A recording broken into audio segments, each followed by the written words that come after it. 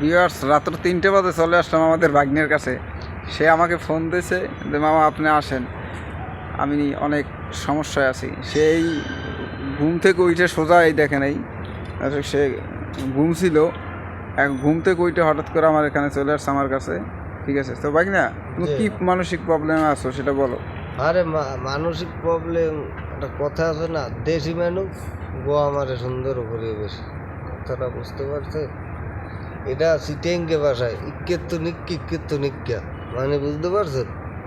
কাজে এখানে অসম্ভব বলতে কোনো কথা নাই। মানুষের পেইন যেগুলো আমার আছে মাথায়, এতে আমার বাবা ঘুম টুমায় না, আমি ঘুমোতে পারি না, আমার খালি যন্ত্রণায় ভোগায়।